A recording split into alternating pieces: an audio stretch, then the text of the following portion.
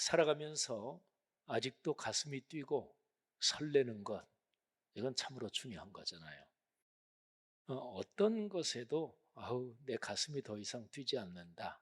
그러니까 가슴 속에 있는 심장이 안 뛴다. 뭐 그건 진짜 실제적으로 신체가 죽는 거고요. 그러니까 심장 말고 사람의 정서, 감성 여기에 설렘이 없고 더 이상 무슨 희망, 기대 이런 게 없다. 가슴이 뛰지 않는다. 그러면 그거는 사는 게 아닐 수도 있습니다. 일반적으로는 나이가 점점 들어서 연세가 높아지면 아유, 뭐 오래 살았으니까 뭘 여행한다는 것도 그렇고 뭘 새로운 거 한다는 것도 그렇고 뭐 다 그게 그렇고 가슴이 뛰지 않는다. 뭐 그런 사람이 연세가 많아질수록 좀 더 많다. 이렇게도 얘기할 수도 있겠지요. 근데 꼭 그런 것만은 아닙니다. 나이가 아직 한참 젊은데도 뭐 삶이 괴롭고 또 내가 걸어가는 인생 생각하면서 아유, 바랄 것도 없고 기대할 것도 없고 그렇다. 이런 사람 얼마든지 있잖아요. 그러니까 근본적으로 보면 내가 걸어가는 내 삶의 여정에 대해서 아직도 가슴이 뛴다. 그거는 기본적으로는 나이하고 상관이 없다. 이렇게도 볼 수 있습니다. 그리고 여기 있는 여러분과 저는 우리는 그리스도인이잖아요. 신앙인이잖아요. 그러니까 우리는 신체 인생 여정이 끝난 뒤에 영원한 삶이 있다는 것을 믿는 사람들이잖아요. 그러니까 어느 정도 이상 연세가 많아질수록 영원한 천국, 영생에 대해서 묵상을 많이 하셔야 합니다. 사랑하신 여러분, 내가 앞으로 걸어갈 삶의 여정이 아직도 설렌다, 가슴이 뛴다. 그래야 돼요. 그래야 삶이 행복한 거잖아요. 우리 여기 있는 모든 성도들의 삶이 그런 복이 넘치기를 주의 이름으로 축복합니다. 자, 그런데 어떤 경우에 사람이 가슴이 설레나요? 중요한 일을 할 때 가슴이 설렙니다. 근데 중요한 일, 거기에는 엄격하게 나누면 안 좋은 일이 있고 좋은 일도 있습니다. 우리 기독교 신앙에서 가르치는 모든 말씀 가운데서 가장 중요한 일이 무엇일까요? 우리 기독교 신앙에서 우리가 믿는 믿음의 대상, 그분이 삼위일체 하나님이시잖아요. 그러니까 기독교 신앙에서 가장 중요한 일은 삼위일체 하나님께서 원하시는 것, 하나님이 뜻하시는 일이 가장 중요해요. 그런데요, 삼위일체 하나님, 성부, 성자, 성령 하나님으로 활동하시고 사역하시는 그 하나님께서 어떤 일이 무지무지하게 중요해서 하나님이 직접 사람 몸을 입고 세상에 오셨습니다. 바로 성자 하나님이신 예수 그리스도시죠. 예수 그리스도께서 이 땅에서 사시면서 쭉 인생 여정을 여러분과 저, 우리와 같은 사람으로 걸어가시면서 마지막에 3년 동안 공적인 활동을 하시죠. 그 3년의 공생의 그 내용이 사복음서에 기록이 되어 있죠. 마태, 마가, 누가, 요한복음. 그런데 공생의 사역의 맨 마지막 시점에 십자가에 달리시고 부활하시고 그리고 하늘로 오르시기 전, 승천하시기 전에 최종적인 그리고 가장 최고의 절대 명령을 주셨어요. 사실은 요거 전달하시려고 하나님께서, 성자 하나님께서 사람 몸을 입고 이 땅에 오신 거예요. 예수 그리스도께서 승천하시기 직전에 주신 최종적인 최고의 절대 명령, 이거를 가리키는 표현이 지상명령입니다. 지상명령할 때 그 지자는 땅 지자가 아니고요. 어디까지 도달한다, 이를 지자고 그 다음에 바로 위상자, 최고상자가 있으니까 최고의 최종적인 절대명령, 이게 지상명령이에요. 성자 하나님께서 사람 몸을 입고 이 땅에 내려오신 이유는 뭐 여러 가지 사역을 하셨지만 최종적으로 고 길지 않은 요 명령, 이거 전달하려고 이 땅에 오신 거예요. 그리고 예수 그리스도께서 승천하셨습니다. 그 이후에 한 열흘 정도 지나서 성령 하나님께서 또 이 땅에 내려오셨습니다.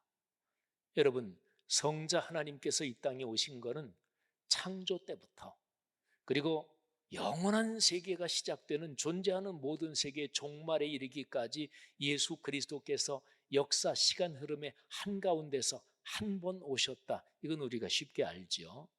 근데 성령 하나님께서 그렇게 딱 한 번 오셨던 때가 있어요. 구약 성경에 보면 성령 하나님께서 역사하고 활동하시죠. 그때는 그냥 활동하시고 또 다시 떠나시고, 말하자면 그런 방식으로 일하셨던 거예요. 근데 그러시던 성령 하나님께서 아예 짐을 싸들고 이사 오셨어요. 그래서 우리 사람들의 마음과 영혼, 우리 삶의 한가운데 이사 오셔서 살기 시작하셨어요. 성자 하나님인 예수 그리스도께서 사람 몸을 입고 이 땅에 오신 것도 그렇게 설명하면 아주 적합합니다. 아예 사람이 돼서 이사 오셔서 이 땅에 30몇 년을 사신 거예요. 그리고 맨 마지막에 지상 명령, 사실은 그거 전달하시려고 오신 거고요. 그리고 성자 하나님께서 승천하신 뒤에 성령 하나님께서 한 열흘 정도 뒤에 아예 짐을 싸들고 이사 오셨어요. 이유가 있습니다. 성자 하나님께서 주신 지상 명령, 그거를 작동하게 하시려고, 그게 현실 세상에서 실제로 가동되게 하시려고 성령 하나님께서 이사 오셔서 함께 사시는 거예요. 그게 바로 사도행전 2장의 성령 강림 사건입니다. 오늘 전교인 양육반의 맨 마지막 설교, 내 삶의 여정이 설레나요? 그거는 그리스도인의 삶에서는 예수 그리스도께서 주신 지상 명령, 여기에 내 삶이 연결되어 있어야, 그래야 삶이 설렌다. 이게 사실은 설교의 요점입니다. 나이가 들어도 지상 명령에 내 삶이 연결되어 있으면 가슴이 뜁니다. 제 아무리 나이가 젊어도 성경에서 말씀하는 지상 명령과 내 삶이 관계가 없으면 신앙적으로 볼 때 그는 가슴이 설레는 삶이 아니에요. 전교인 양육반 훈련 다해서 설교를 오늘까지 5번 제가 하는데요. 그 5번의 설교 제목, 설교 주제를 한번 이렇게 떠올려 볼까요? 첫 번째가 내 삶의 주인은 누구인가요?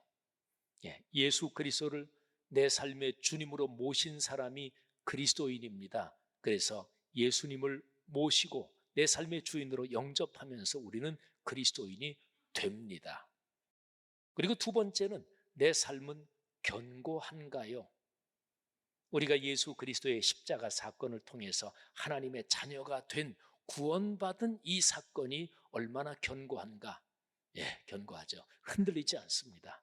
그는 삼위일체 하나님께서 2000년 전의 십자가 사건에서 이미 완료하신 사건이기 때문에 그래요. 세 번째 설교부터는 그리스도인이 된 우리가 그리스도인답게 풍요롭게 복을 누리며 어떻게 사느냐, 여기에 대한 건데, 세 번째 설교의 주제가 내 삶은 풍요로운가요? 삶의 풍요로움, 이거는 누구나 직접적으로 내 감정 상태가 지금 어떤가, 내 감성과 정서가 어떤가, 여기에 걸려 있어요. 불안하고 초조하고 짜증나고 불평, 원망이 가득하고, 이런 감성, 감정의 상태로는 행복할 수가 없는 거잖아요. 이거는 삶이 초라한 거잖아요.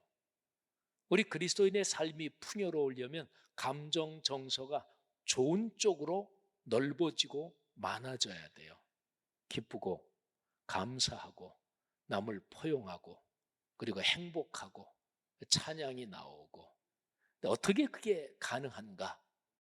그는 변하지 않는 66권 성경 말씀을 믿음으로 받아들이는 이 훈련을 계속하면 변하지 않는 말씀의 기초에서 우리의 감성, 감정이 풍요로워집니다. 자, 그리고 네 번째 설교의 주제는 내 삶의 권세를 사용하나요?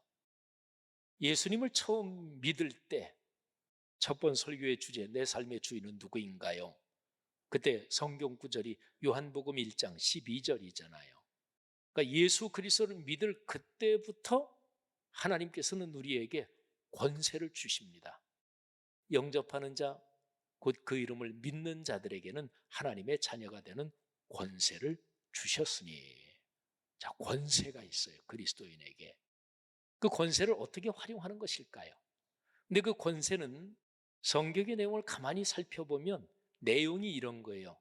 66권 성경에 그리스도인이 사용할 수 있는, 또 받아서 누릴 수 있는 권세, 특권, 선물, 축복, 이게 성경에 담겨 있어요. 그러니까 그리스도인의 권세는 한마디로 말하면 66권 성경의 내용이 내 삶에서 이루어지고 성취되는 것, 이것이 권세입니다. 성경에 기록된 그 내용을 내가 어린아이 같은 마음으로 받아들이는 이 훈련이 필요합니다. 그러면 말씀이 내 삶으로 작동합니다. 이게 바로 그리스도인이 가진 권세예요. 자, 오늘 마지막 설교는 내 삶의 여정이 설레나요? 첫 번째 설교부터 네 번째 설교까지 쭉 여기에 토대를 해가지고 우리가 지금 이후로 걸어가는 인생 여정이 가슴이 뛰고 설렐 수 있다. 성경은 그렇게 가르쳐요. 그 방법은 예수 그리스도 성자 하나님께서 그거 전달하시려고 이 땅에 내려오신 바로 그 내용, 지상 명령이 내 삶하고 뗄 수 없이 연결되어 있어야 돼요. 위대한 일이니까. 이게 연결되어 있으면 그 어떤 상황에서도 가슴이 설레는 거예요. 성령 하나님께서 창세 이래 수없이 활동하셨지만 아예 성령 하나님도 짐 싸들고 성자 하나님이 하늘로 승천하시고 바통 터치를 하시고, 그래 이제는 내가 내려간다, 그래서 짐 싸들고 이사 오셔서 그래서 활동하시는 이유도 바로 그것, 지상 명령을 실제적으로 가동되고 성취하게 하시려고. 자, 그러면 지상 명령을 보겠습니다. 지상 명령을 가장 대표적으로 표현한 구절이 마태복음 28장 18절부터 20절입니다. 구절을 먼저 설명드릴게요. 자, 18절, 19절, 20절 세 절이죠. 그런데 19절, 20절을 절반씩 자르겠습니다.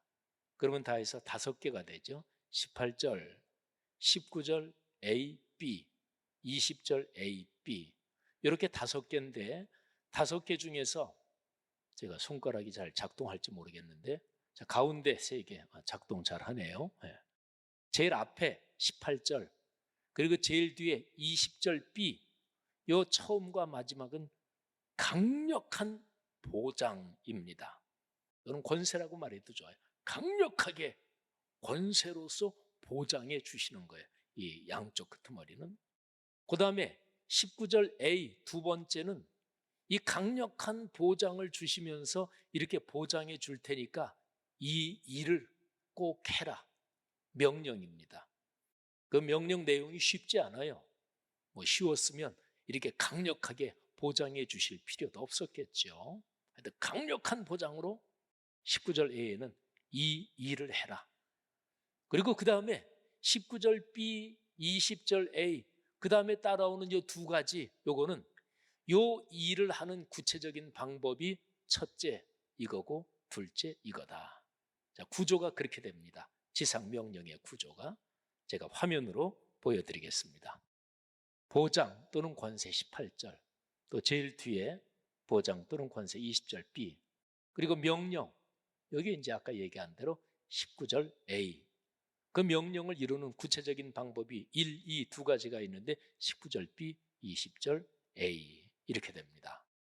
자, 그러면 보장이 어떤 건지 보장을 한번 볼 텐데, 이런 거예요. 먼저 설명을 드리면 예수 그리스도께서 이 말씀을 주실 때 십자가에 달려 돌아가시고 부활하신, 부활의 몸을 가지고 예수님이 이 말씀을 주시는 거예요. 이제 곧 승천하시는데, 근데 그 예수님께서 이런 말씀을 하세요. 세상에 있는 모든 권세, 하늘과 땅의 모든 권세는 지금 내가 다 갖고 있다. 그리고 내가 세상 끝날까지 너희와 항상 같이 있겠다. 죽음의 권세, 죄악의 권세를 꺾고 이기신 예수 그리스도, 하늘아버지께서 그 아들 예수 그리스도에게 모든 권세를 다 주셨어요. 그리고 이분은 곧 승천하십니다. 그런데 세상 끝날까지 떠나시면서 같이 계시겠다고 하는 것은 무엇일까요? 바통 터치에서 성령 하나님께서 오셔서 그리스도인 교회 공동체에 같이 계시했다는 거예요. 자, 두 번째 화면 보실까요? 보장. 예수께서 나와 말씀하여 이르시되 하늘과 땅의 모든 권세를 내게 주셨으니 볼지어다 내가 세상 끝날까지 너희와 항상 함께 있으리라 하시니라. 아멘. 자, 여러분, 보장이 강력하잖아요. 근데 이렇게 강력한 보장으로 맡기시는 일이 뭘까요? 딱 한 가지예요. 세상의 모든 사람을 제자로 만들어라, 이것입니다. 그런데 중요한 게 있어요. 제자로 만들어라. 예수 그리스도의 제자, 그리스도의 사람으로 만들라는 얘기예요. 세상의 모든 사람을 그리스도의 제자로 만들어라, 이거는 내 제자 또는 나랑 친한 사람 만들라는 얘기가 아니에요. 담임 목사만이 아니라 교회 장로님, 권사님, 안수 집사님, 집사님, 교회 신앙생활하면서 어느 그룹이 유달리 똘똘 뭉쳐서 친하다. 근데 자기 그룹 친한 게 하나님의 일보다 더 중요해. 이런 그룹은 자기 그룹 누가 건드리면 교회 어떻게 되는 거 상관 안 하고 아주 팍 하고 이제 반응을 하죠. 이게 이제 비성경적이라는 거예요. 제자로 만들어라. 누구의 제자? 예수 그리스도의 제자 하는 거죠. 그 제자로 만드는 방법이 두 가지입니다. 첫째, 세례를 베풀어라. 그리스도인이 되게 하라는 거죠. 두 번째, 말씀을 가르쳐서 삶이 되게 해라 하는 것입니다. 자, 한번 볼까요? 명령과 두 가지 방법. 자, 명령 19절에 그러므로 너희는 가서 모든 민족을 제자로 삼아라. 자, 방법이 두 가지입니다. 19절 B, 아버지와 아들과 성령의 이름으로 세례 베풀어라. 두 번째, 내가 너희에게 분부한 모든 것, 요거를 두 글자로 요약하면 말씀이죠. 말씀을 가르쳐 지키게 하라. 자, 여러분, 예수님이 하신 명령과 두 가지 방법, 요거를 조금 더 구체적으로 볼까요? 자, 말씀으로 세례를 베풀어라. 세례를 베푼다는 것은 아버지와 아들과 성령의 이름으로 세례를 베풀어라 그랬죠. 그거는 말씀 자체이신 하나님, 하나님이 사람 몸을 입고 이 땅에 오셨고 성령은 말씀이 삶이 되게 하시는 그런 하나님의 영이시고, 그러니까 삼일체 하나님의 이름으로 세례 베풀어라. 그 얘기는 말씀으로 세례 베풀어라. 그리스도인이 되게 하라는 거고, 다른 표현으로 존재의 변화라고 얘기할 수 있습니다. 그 다음에 말씀을 가르쳐 지키게 하라.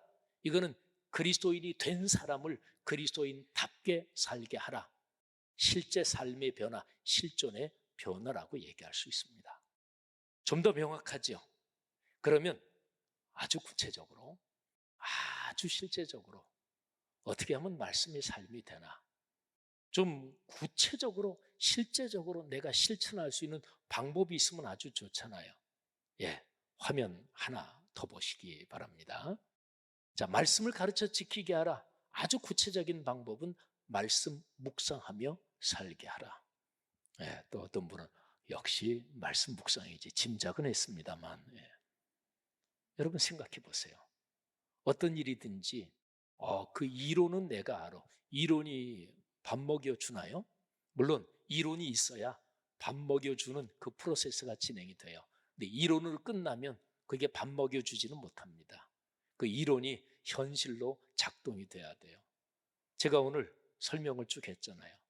여러분, 저는 제가 2022년 5월, 6월 그때부터는 제가 목회에 승부를 걸고 목숨을 걸고 이 사역에 집중합니다. 지금부터 우리 교회 성도들 중에는 그 누구도 예외가 없습니다. 그러니까 우리 말씀삼 공동체 성락성결교회 나온 성도들이, 야, 이 교회에서는 말씀 묵상 안 하면 이 교회에서는 신앙생활 하기가 대단히 불편하겠구나. 이게 나온 지 얼마 안 되신 분들은 그런 분위기 감지하고 말씀 묵상하도록. 이 교회 30년, 40년 나온 사람들도 말씀 묵상 안 하고는 교회 생활 힘들겠구나. 그렇게 만들려고. 근데 왜 그게 그렇게 중요할까? 오늘 마지막 설교에서 저는 제한된 시간 안에서 어떻게 하면 성도들이 말씀 묵상이 진짜 내 생명이 걸린 문제다, 이거를 잘 전달할까? 그렇게 해서 지금 쭉 설명을 했어요. 여러분 생각해 보세요. 말씀이 삶이 돼야 되잖아요. 그 구체적인 방법이 말씀 묵상이라고요. 그러니까 말씀 묵상의 훈련을 계속하면 성경 어떤 구절을 읽어도 그게 나에게 잘 다가옵니다. 그리고 내 감성과 정서, 인식을 잘 변화시킵니다. 그러면 우리가 신앙생활하면서 많이들 체험해 보셨겠지만 이런 일이 일어나는 거예요. 나 진짜 너무나 힘들어, 지금 괴로워. 그런데 어떤 말씀을 딱 듣는데 갑자기 지금 굉장히 힘들고 괴로운데 그게 마음속에서 싹 사라지는 거야. 그런데 상황이 바뀌었느냐? 상황은 안 바뀌었어. 예를 들면 가장 편하게 다가오는 게 돈 문제, 자식 문제니까 돈 문제 때문에 가정 경제가 지금 어려워. 그래서 막 잠이 안 오고 그래. 근데 어떤 말씀이 떠오르면서 돈 문제는 아직 해결 안 됐는데 마음속에 평안이 쫙 밀려오는 거예요. 그게 어떤 거예요? 말씀이 살아 움직이는 거예요. 여러분, 이게 바로 그리스도인이 가진 특권이고 이거를 가능하게 하는 게 그 훈련이 바로 말씀 묵상이에요. 제가 목회자들에게 대상으로 이런 얘기를 할 때 말씀 묵상은 교회에서 하는 여러 가지 목회 프로그램, 신앙생활 프로그램 그런 것 중에 하나가 아닙니다. 이거는 기독교 신앙의 근본, 아니 기독교 신앙 자체가 말씀이 삶이 되는 것, 그 구체적인 방법이 말씀 묵상입니다. 이렇게 제가 강조를 하죠. 사랑하신 여러분, 저는 전교인 양육반 훈련을 참 깊이 기도하면서 오늘까지 5번 설교를 했습니다. 이게 기독교입니다. 이렇게 해서 우리가 구원을 받는 것이고 구원받은 성도들이 구원받은 사람답게 복을 받고 누리며 나누며 사는 길이 이거예요. 근데 신앙적 진리는 그래요. 제 아무리 정확하게 전달해도 마음에 다가오지 않을 수가 있어요. 그건 영적인 문제라서 그래요. 저는 간절히 기도하면서 하나님, 이거 논리적으로 복잡한 것도 아니고 우리 교회 성도들 이 전교인 양육반 훈련 5번 들으면서 한 분도 빠짐없이 다 말씀 묵상하며 살게 하옵소서. 제가 전에도 그런 얘기했죠. 하나님, 우리 그리스도인이 말씀 묵상하며 살게 하는 좋은 방법이 있습니다. 아침에 점심이나 저녁 때 말고 아침에 회사 가든지 애들 학교 보내고 이런 살림하고 이런 분 몽땅 어떤 분이든지 매일 아침에 한 30분 40분 딱 말씀 묵상하고 말씀 묵상 기도로 딱 마치고 일어나면 휴대폰에 딱 소리가 나면서 메시지가 들어오는데 오늘 아침 말씀 묵상 마쳤으니까 10만 원 입금됐음. 하나님 그렇게 좀 하시죠. 그러면 하나님도 좋고 그리고 하나님이 우리 목사 세워서 목회하라고 한 우리들 얼마나 편하겠습니까? 누이 좋고 매부 좋고 다 좋은 거 아닙니까? 만일에 진짜 10만 원씩 들어온다면 한 달이면 300만 원이에요. 낮아요? 올려드려요? 한 30만 원, 한 달에 1000만 원 들어오게 해요? 그런데 저는 목사로서 성경의 가르침을 따라 말씀 묵상하는 게 실제적으로 경제적인 그런 이득의 근원이 되고 그렇게 작동하는 데 도움이 된다고 저는 확신해요. 제가 이미 잠언 3장 1절부터 12절 우리 꿈새 때 6번 2절씩 강의한 적 있죠. 잠언 3장 1절부터 12절은 명백하게 그 얘기를 해요. 홀수절은 전부 다 표현은 다르지만 말씀 묵상하며 살아야 된다. 짝수절 표현은 다르지만 그러면 건강, 경제, 자녀손, 사회적인 성취 모든 축복이 임한다. 하나님, 이번 전교인 양육반 훈련에서 우리 교회 성도들 중에 아직까지 동네 세매줄 성경 갖고 있지도 않은 사람들, 아직까지 말씀 묵상 안 하고 있는 분들, 말씀 묵상은 개인적으로 하고 있는지 몰라도 말씀 묵상 소그룹, 7인 소그룹에 참여 안 하고 있는 분들 하나님 다 참여해서 이 복을 누리며 살게 하옵소서. 사랑하신 여러분, 하나님께서 이런 은혜 여러분과 저 우리 모두에게 주시기를 간절히 주의 이름으로 축원합니다.